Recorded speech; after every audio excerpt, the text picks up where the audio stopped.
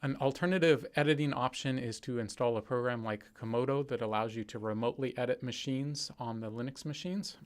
So they have both a Windows and Mac version. This is the Windows version, but they look virtually identical. So to demonstrate the remote editing feature, if I go to File Open, they have the normal file, which will allow you to edit files directly on your computer.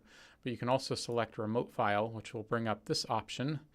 And what you want to do is click on Accounts here. And now I need to specify the information about the machine I want to connect to and the method to do that. So I want to connect using SFTP or the Secure File Transfer Protocol, and you need to give it a name like corn. You probably want to do the full host name for corn.stanford.edu in case you're off campus, and then your username. You can optionally put in your password and have it remember if you want. Go ahead and save those changes.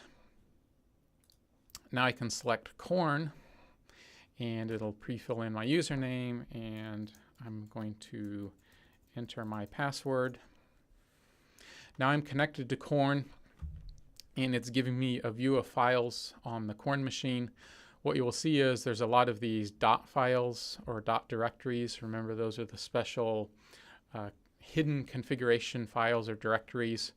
So we can scroll down here to the bottom and get access to kind of the normal directories you're used to seeing.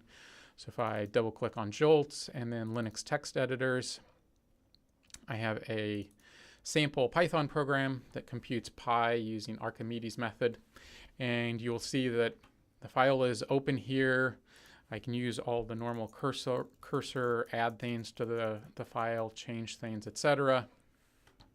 And then what's going to happen is when I save the file, what's happening in the background is it's actually transferring the file back to the Linux machine. So this is a way of getting a graphical editor, but it's a little bit more tolerant of poor internet connections because the only thing being transferred back and forth is the text files themselves and not the full graphical interface.